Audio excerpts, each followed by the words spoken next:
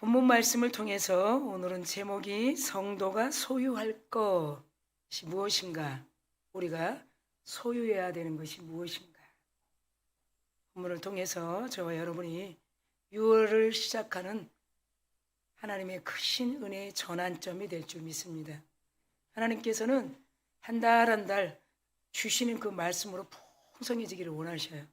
그래서 여러분들이 말씀을 들을 때 여러분 안에 있는 성령을 통해서 깊고 넓고 또 큰 은혜를 주시는 풍성한 하나님의 은혜의 말씀이 여러분 마음 가운데 차고 넘칠 줄 믿습니다.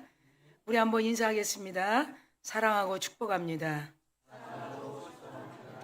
네, 사랑하고 축복합니다. 자, 두 손을 가슴에 대고 나는 잘 되고 있습니다. 가정도 잘 되고 있습니다. 자녀들도 잘 되고 있습니다. 네. 자, 말하는 대로 확실히 되어지는 것입니다. 오늘 우리에게 주시는 이 하나님의 말씀을 좀 깊게 생각해 보면, 먼저 에베소에 있는 그 에베소의 도시는 어떤 곳인가 우리가 생각해 보고 찾아봐야 왜 우리에게 성도가 소유할 것이 무엇인가, 성도가 무엇을 소유해야 되는 건가를 분명히 알 수 있습니다. 자, 에베소는 아주 거대한 도시입니다. 그런데 종교 중심의 도시예요. 그러니까 그리스 신도 섬기고 또 로마 신도 섬기고, 그것이 그 에베소 도시에 아주 우상 숭배처럼, 그런 이 도시에 사도 바울은 2년 동안 살면서 어떻게 하면 하나님의 계획하신 그 예정 가운데 예수 그리스도를 통해서 또 한 성령 안의 하나됨이 이 다 민족과 함께 복음 안에서 누리는 축복을 서로 나눌 수 있을까? 이것이 큰 관점이었어요. 다민족. 그러니까 창세기 12장 우리 1절에 3절까지 보면 아브라함을 통해서 복을 주기로 약속하셨죠. 그와 똑같이 사도 바울은 예수 그리스도를 통해서 이 이방인들이 어떻게 아브라함의 복을 받을 수 있을까? 즉 말하면 우리 같은 이방인이죠. 어떻게? 그래서 이 거대한 종교 중심의 도시에 어떤 선교 활동을 해야 될까? 2년 동안 있으면 참 고민했던 사도 바울의 마음이 읽혀졌어요. 그래서 사도 바울은 이 다민족 이방인들이 참 하나님을 만나는데 그냥 글자적으로 만나는 것이 아니고 인격적으로 만나기를 가장 원했던 거예요. 자, 그것을 보면 먼저 여러분이 성경을 펴고 있는 3장 1절 2절에 보면 이렇게 사도 바울은 간절히 기도합니다. 그래서 이것을 1절 2절을 뭐라고 하느냐, 바울의 기도 청원서다. 누가 감옥에 있을 때 청원서 한 번만 잘 써줘도 얼마나 유익되겠어요. 이 바울의 기도의 청원서예요. 그래서 1절 2절에 보면 여러분, 내가 하늘과 땅에 있는 각 족속에게, 다 민족을 얘기하는 거예요. 2절에 보니까 이름을 주신 하나님 앞에 무릎을 꿇고 비노니, 이렇게 서두를 시작하는 거예요. 간절히 기도한다. 어떻게 하면 하나님께서 예정 가운데 아브라함을 통해서 복 주시기로 작정했던 이 구약의 말씀을 통해 예수 그리스도를 믿는 그 이방인들까지 그 아브라함의 조상의 복을 받을 수 있을까? 그런 하나님의 은혜를 다민족에게 줄 수 있는 이 복음의 선교 활동, 전도를 어떻게 해야 될 것인가? 마치 우리가 지금 이 땅에 살면서도 많은 자들이 흩어졌죠. 종교 활동하는 분들도 너무 많아요. 다신론 사회, 뭐 이 신 앞에 숭배하면 복 주겠지, 저 신 앞에 숭배하면 복주겠지. 네. 특별히 핵가족, 다문화 가족, 여러분 한번 생각해 보면 그냥 쉽게 자기 이름을 등록시키고 하나님을 우리에게 복 주시기로 한 약속들은 다 잊어버리고 때로는 그것이 마치 하나님이신 것처럼 알 수밖에 없는 그런 이 이방인들 사회에 절대 이 복음을 잘 듣지 않는 그런 믿음의 백성들, 아직 하나님을 알지 못하는 백성들이 얼마나 많은지 그냥 자유롭게 방관하면서 하나님이 마치 억압시키는 하나님처럼 하나님을 믿으면 억압시키는 것 같아서 그게 자유롭지 못해서 하나님 앞에 오지 못하는 분들도 적지 않게 있다는 거예요. 그러나 하나님은 성경이 66권에 보면 진리 안에서 자유를 주시는 것이 율법은 사람을 죽이는 것이고 율법이 내 안에 있으면 계속 찔림이 오는 거예요. 그러나 이 진리가 있게 되면 그렇지 않은 거예요. 이 진리는 뭐예요? 방종하는 것을 잘 방종하지 않는 삶으로 이끌어 주시고 진리 안에서 화평을 이루며 하나님과 늘 교제하는 삶으로 이끌어 주신다는 것이. 그래서 사도 바울은 이 기도의 청원서를 통해서 14절, 15절을 우리가 한번 보면 이렇게 말씀하고 있어요. 여러분들이 14절, 15절 제가 읽은 거예요. 다 같이 읽어보겠습니다. 시작. 이러므로 내가 하늘과 땅에 있는 각 족속에게 이름을 주신 아버지 앞에 무릎을 꿇으니 이렇게 시작합니다. 어떻게 하면 이방인들을 화해시킬 수 있을까? 어떻게 하면? 종교적으로나 배타적으로나 민족의 자만 그리고 인종의 차별을 다 없애시고 우주 속에 성령을 통해서 한 가족을 이루신 분이라는 거예요. 네. 사도 바울의 이방 선교는 성령을 통해서 한 가족이라는 거예요. 하나님도 하나요. 예수님도 하나요. 성령님도 하나이기 때문에. 그러니까 우리는 한 성령 안에 그 예수 그리스도를 머리 삼고 우리도 하나라는 것이. 그래서 인종, 차별, 배타, 종교적 다 그런 것을 성령 안에서 제거하고 결정적일 때만 우리 하나님이 도우시는 분이 아니라 언제나 우리와 함께 하시는 분이다. 이것을 간절한 기도의 청원서에 사도 바울의 마음, 그 마음이 깊게 담겨져 있다는 것. 그래서 하나님의 온전하심 속에서 성숙되어지는 이 교회, 우리 한 사람 한 사람이 교회죠. 우리가 한 사람 한 사람이 성숙되어지면 교회도 급속하게 성숙되어집니다. 그래서 마태복음의 말씀에 우리 18장에 보면 20절에 이런 말씀 있죠. 두세 사람이 모인 그곳에. 네, 굉장히 중요해요. 한 사람 한 사람이 연합을 이루면 급속하게 공동체가 성장이 되기 시작. 그 속에서 하나님의 무한하신 은혜를 맛보았기 때문에 사도 바울은 다메섹 도상, 그렇죠, 율법에 흠이 없는 자라고 빌립보 3장에 그래요. 나는 가말리엘의 그 문화에서 엄한 교육을 받았고 율법에는 흠이 없는 자라고 그랬어요. 그런데 그가 왜 그렇게 나는 죄인 중에 괴수, 그리고 만삭도 되지 않은 나, 그리고 나는 십자가 전달자, 그의 간절한 소망과 기대를 저버릴 수 없는 나, 죄인 중에 괴수. 왜 이렇게 제자들에게 자녀를 기름같이 아비로서 유순한 아비의 마음으로 제자화 되기를 힘썼던가? 그는 끊임없이 내 몸 안에서 십자가의 흔적만 있기를 원하노라. 나의 나된 것은 하나님의 은혜다. 내 것을 전적으로 나타내지지 않기 위해 나는 날마다 죽노라. 우리 신약 성경 13서신에 보면 온통 날마다 죽노라. 내 고집을 드러내지 않고 내 아집을 드러내지 않고 내가 마땅하고 드러내지 않는 그것을 다메섹 도상에 가는 중에 내 눈은 멀었고 성령이 내 안에 임함으로 누구시오 했을 때 내가 어릴 때부터 가말리엘 문화에서 엄한 교육을 받은 율법에 흠이 없도록 배운 그 율법의 하나님이었다는 거예요.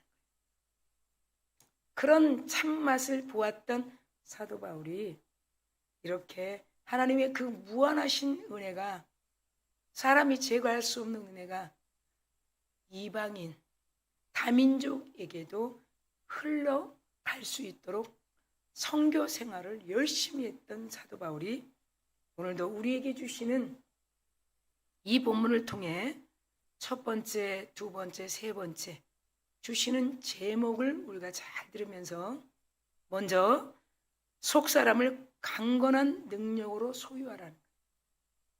여러분, 우리 내실이 튼튼해져야 돼요. 내실이. 여러분, 내실에 생명나무를 심지 않으면 그 나무가 흔들릴 수밖에 없어요. 그러면 우리 몸은 땅이기 때문에 그 땅도 흔들릴 수밖에 없어요. 사도 바울은 오늘 에베소에 있는 교인들에게 그런 종교 중심에서 익숙해 있지 말고 옛 모습을 버려야 하고 옛 구습을 따르지 말아야 하고 옛자랑을 자꾸 드러내지 말고 속사람이 강건한 능력으로 소유하기를 간절히 기도했다는 거예요. 내가 무릎을 꿇고 기도하오니 15절의 말씀처럼. 그래서 에베소 성도들이 하나님의 모든 충만한 것으로 충만하게 되기 위하여 기도하는 사도 바울, 그것은 마치 성령의 능력으로 강건해지기를 기도하는 것이다. 하나님의 능력은 무엇을 통해서 어떤 통로로 능력이 덧입혀질 수 있을까? 여러분 좀 궁금하지 않겠습니까? 그것이 기도라는 것이. 기도의 통로를 통해서만 강건한 속사람의 능력이 덧입혀집니다. 여러분 기도 생활 얼마나 합니까? 여러분 기도도 11조가 있어요. 하루 24시간에 몇 시간입니까? 여러분 기도는 호흡이에요. 어떤 분들은 그래요. 기도를 어떻게 합니까? 그냥 교제하는 거예요. 여러분 사랑하는 사람하고 전화 통화하는데 좀 시끄러워요. 나 지금 끊어요. 이럴 수 있어요. 나 지금 밥 먹어야 되니까 빨리 끊어요. 나중에 시간 되면 할게요. 사랑하는 사람인데. 그런 분 한 번도 없을 거예요. 아마 숟갈 빼고도 소리 안 들리게 해가지고 그 사랑하는 사람하고 아주 인격적으로 교제할 것 같아요. 제 생각은. 저는 해봤기 때문에. 밥을 막 먹고 있는데 한 성도가 전화가 왔어요. 목사님, 제가 2층으로 갈 테니까 빨리 나오세요. 그냥 빨리 나오래요. 그냥. 그러니 밥을 먹다 밥 숟가락을 빼고 이 밥을 싱크대에다 탁 뱉고 소리 안 나고 씹는 소리 안 내려고. 정말이에요? 다 본 사람도 있어요. 뱉고 입을 헹구고 안 먹은 척하고 항상 옷은 동일하게 파자마 바람으로 입고 있지는 않았기 때문에 아이고 파자마 바람으로 입고 있으면 시간이 좀 걸렸을 텐데. 요 문 앞에 와서 그런 거예요. 비밀번호 아니까 어떻게 해요? 막 누르기만 하면 들어오는 거예요. 그래서 퇴퇴 뱉고 입을 헹구고 안 먹은 척하고 내려와서 목사님, 자 요거 가다가 시장 가다가 사왔으니까 이거 좀 드시고 저 머리에다 안수 좀 해주세요. 그러니까 어떻게 하겠어요?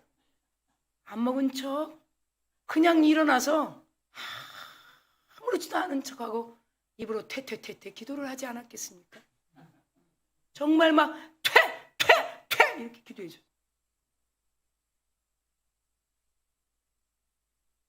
그리고 밥은 잊어버린 거예요. 금방 가기는 합니까? 에레미야 예가의 4장에 우리 잘 아는 말씀이 있어요.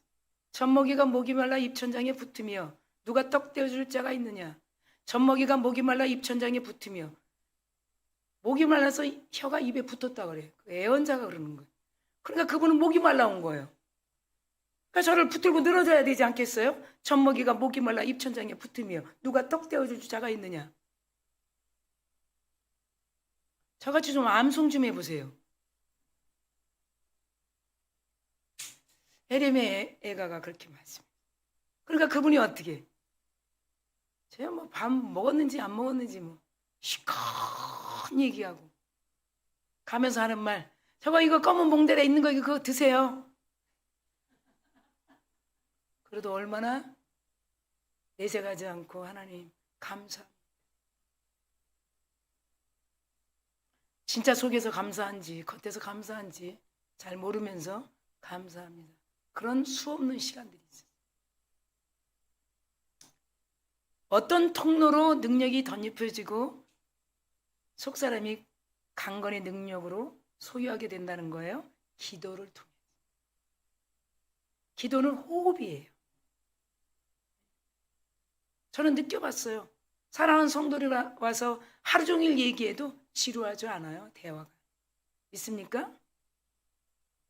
여러분, 이 기도는 호흡이에요. 주님과 교제하는 거예요. 나의 영원하신 생명 되신 그분과 이렇게 교제하는 거예요. 그것이 지루하다고요?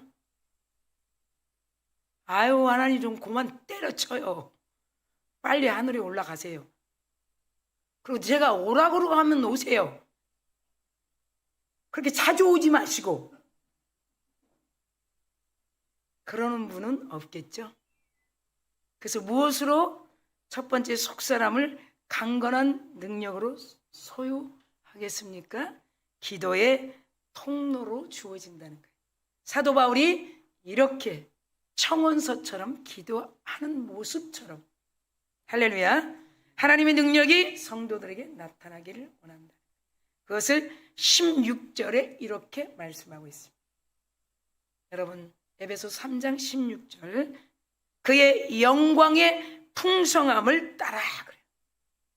그의 영광의 풍성함이 누굴까요? 예수 그리스도의 영광의 풍성함을 따라 성령을 통해서, 그의 성령으로 말미암아, 성령으로 여러분 속사람이 강건하게 능력이 덧입혀진다는 거예요.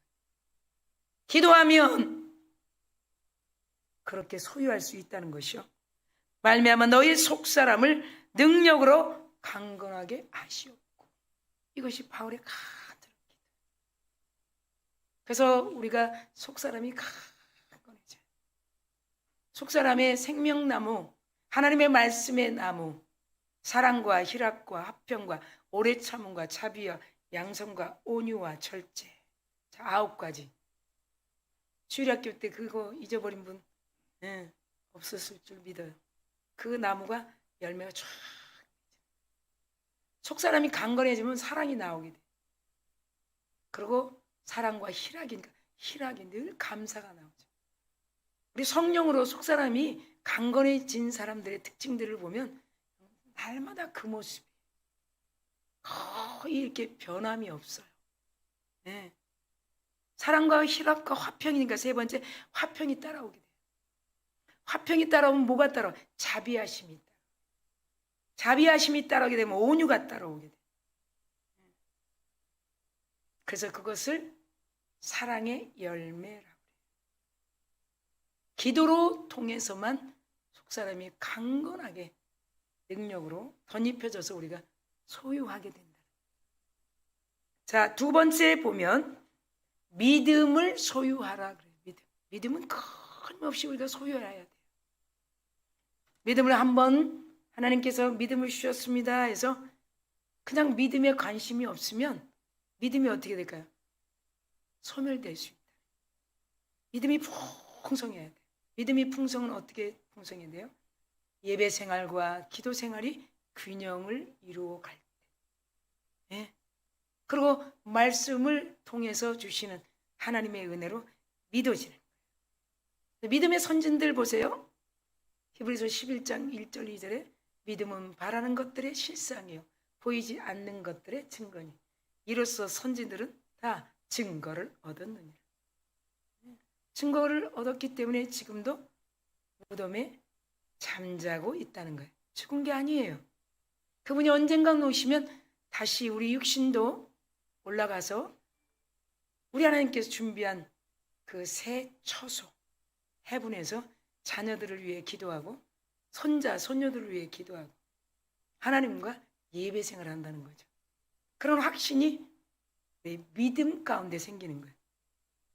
그래서 여러분 성도들이 소유해야 할 믿음은 영적인 진리와 하나님의 역사를 깨달을 수 있는 통로라는 거예요. 믿음을 통해서 영적인 진리를, 말씀을. 육의 말씀이 아니에요. 성경 66권은 영적인 말씀이에요.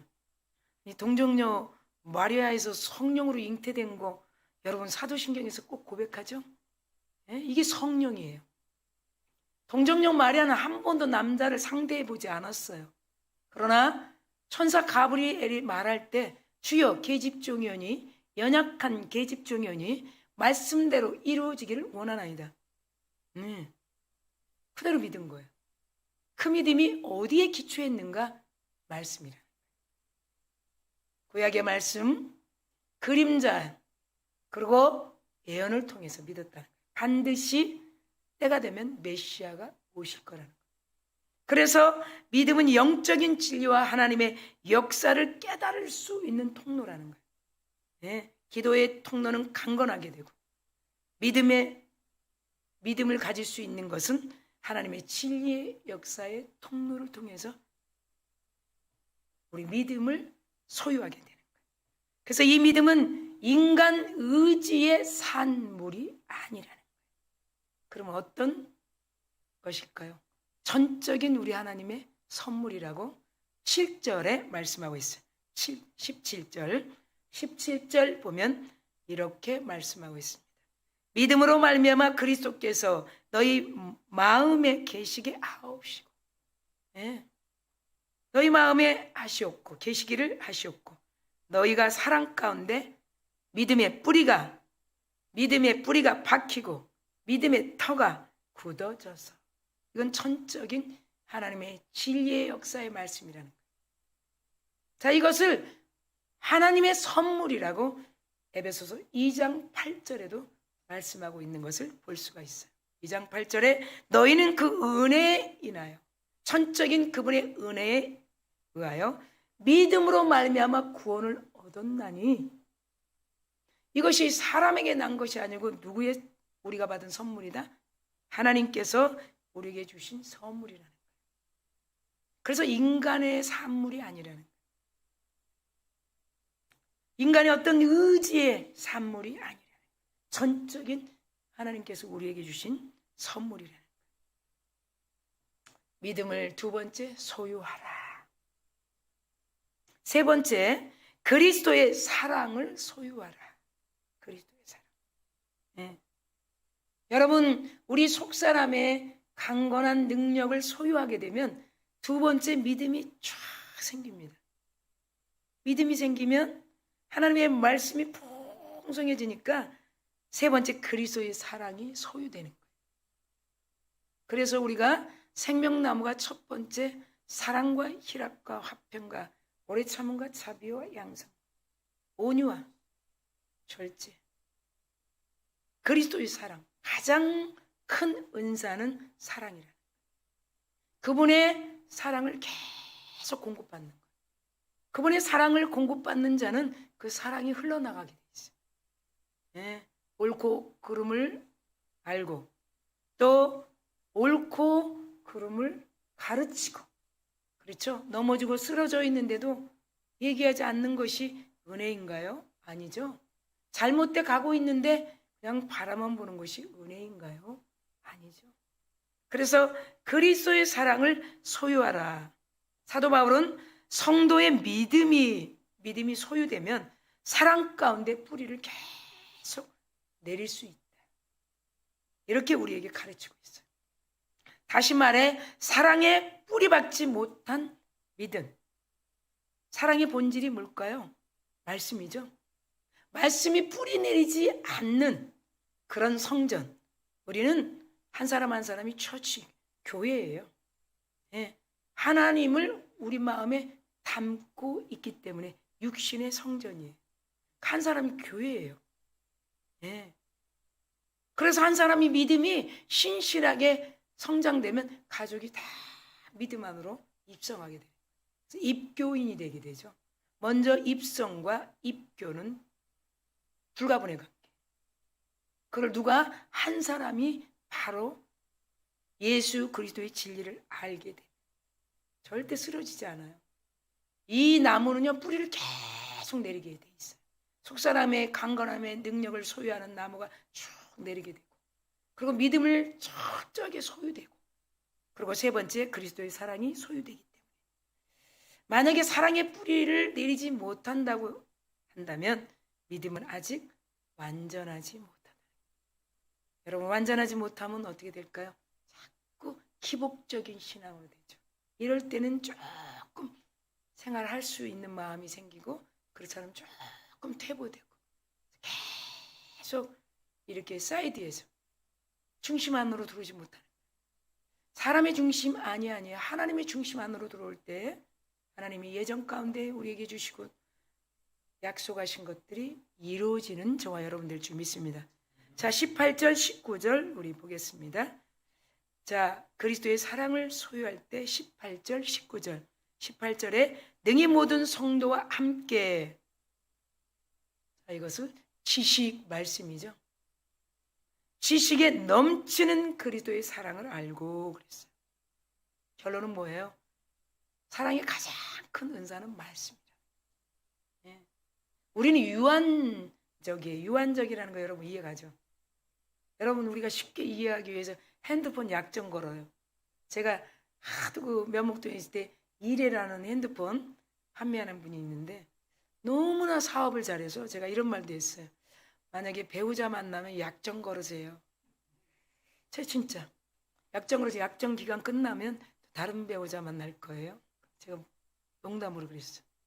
여러분, 우리 핸드폰 약정하면 어떻게 해요? 끝나게 되죠. 그런 우리는 유한한 존재라. 근데 우리 하나님은 어때요? 무한하죠, 무한. 네. 하나님께서 지식에 넘치는 그리스도의 이 사랑은 무한한 것이. 그분은 우리를 사랑하기 때문에 목숨을 내어주신 거예요. 하나님께서. 그것을 로마서에 우리가 들어본 5장 6절, 8절, 10절에 6절에는 연약할, 너무 연약한데 기약대로라는 수식어가 이렇게 앞으로 와요. 기약대로. 너무 연약하지만 약속했기 때문에 누구에게? 민족의 조상들에게. 이 약속 때문에 기약대로 우리를 불러주신. 8절에 뭐라고 말씀해요? 우리가 아직 죄인 되었을 때. 엄청난 사랑이죠. 10절에 하나님과 우리 관계가 완전히 끊어졌는데 그분의 사랑으로 하나 되게 했다. 그것을 역시 에베소 교인들에게 말씀하는 사도 바울의 마지막 서신. 사도 바울은 2년 동안 에베소에 있으면서 이 다민족들을 구원의 백성으로 인도하기에 굉장히 힘썼고, 나중에 이제 한참 지나서 이제 로마 감옥에 갇히게 되죠. 그때 이제 이 에베소를 쓰게 됐어요. 여러분, 여기서도 하나님의 지식에 넘치는 사랑을 알고 19절에 보면 그 하나님의 그 넘치는 지식의 사랑이 어느 정도인가 보니까 그 너비와 길이와 높이와 깊이와 어떠함을 깨달아진다는 거예요. 그 사랑 안에 하나님의 그 충만함이, 사랑함이, 은혜가, 너비와 길이와 높이와 깊이가 어떠함을 깨달아 하나님의 모든 충만한 것으로 너에게 충만하기를 원하노라. 할렐루야. 그거 제한되지 않았다는 거예요. 제한되지 않았다는 거예요. 그런 그리스도의 사랑으로 소유하라. 세 번째 18절 19절 말씀. 여러분, 결론입니다. 결론은 지금 우리는 자신들의 영적 상태를 자세히 살펴봐야 돼. 제가 금요일에도 여러분 새벽에도 가끔 그런 얘기해요. 이제는 팬데믹이 전염병으로 다 사라졌어요. 오늘도 여러분 보니까 AI, 이 드론을 실행하는 AI가 같이 조종하는 사람을 강타했어요. 있을 수 있는 일이에요, 없는 일이에요? 여러분, 우리 이 AI에 대해서 너무 많이 알아야 돼. 챗GPT가 사람을 강타했어. 제가 10시간 전에 본 거예요. 지금으로부터 10시간 전.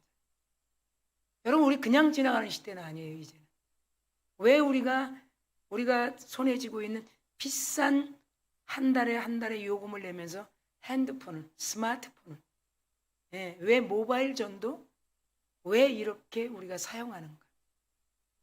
손으로 누르기만 하면 돼. 누르기만. 알아야 돼요. 자꾸 모른다 그러면 안 돼요. 하나님의 지혜는 무한합니다. 믿습니까? 우리는 하나님을 믿지 않는 사람들이라면 이런 말 할 필요 없어요. 하나님의 지혜는 여러분 무한한 것이. 그렇기 때문에 있을 수 없는 일이에요. 어떤 챗봇이 인간을 강타할 수 있어요. 미국에서 엄청난 일이 일어난 거예요. 실제로. 여러분, 우리는 항상 한 템포 뒤로 후진하고 그랬대. 여러분, 절대 아닌 것이. 세상보다 먼저 앞서가야 돼. 얘는 경제로 여러분 코로나가 오게 돼 있어요. 경제. 잘 여러분 믿으셔야 합니다. 그러기 위해서 기도로 축적하시고 센스 있게 촉이 아닌 통박이 아닌 하나님의 지혜로 이 미래를 지향할 수 있는 저와 여러분 되기를 간절히 축원합니다. 촉이 아니에요. 촉은 다 써먹은 사람들이에요.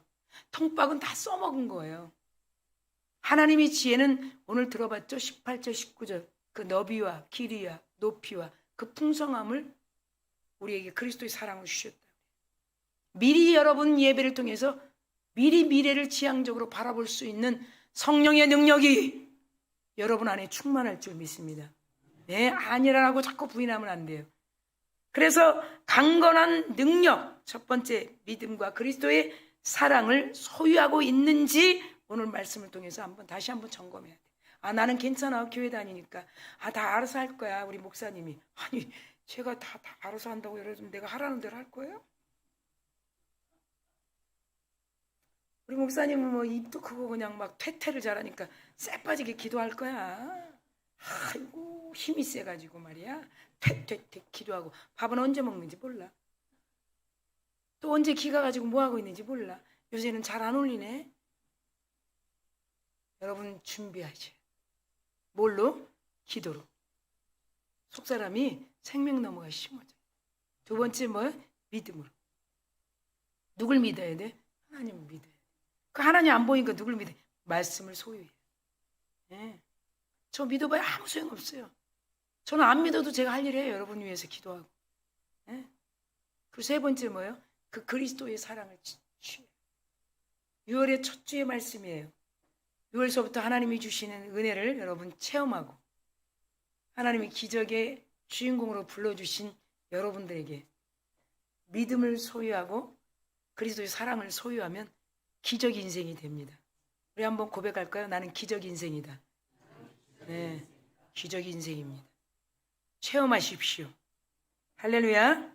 그래서 우리가 믿음을 소유하고 성령 충만함을 끊임없이 마음에 담고 나가는 모두가 되기를 간절히 축원합니다. 우리 한번 잔잔하게 말씀을 생각하며 기도하겠습니다. 여러분, 첫 번째 제목, 두 번째 제목, 세 번째 제목을 기도하십시오. 하나님 아버지, 우리는 속사람을 강건한 능력으로 소유하라는 이 말씀을 가슴에 담습니다. 두 번째, 믿음을 소유하라. 그 믿음을 소유하라는 그 마음도 가슴에 담습니다. 세 번째, 그리스도의 사랑을 소유하라. 우리 하나님의 놀라운 은혜가 6월의 첫 주일에 주시는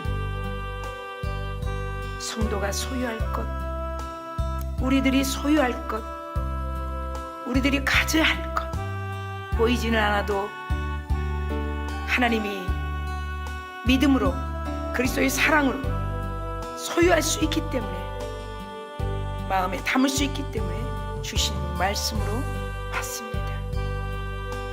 이제 시작하는 한 주부터 또 6월 한 달에도 하나님의 크신 은혜로 충만하게 달려가는 사랑하는 권속들 되게 하옵소서. 감사드리며 예수님의 이름으로 축복하고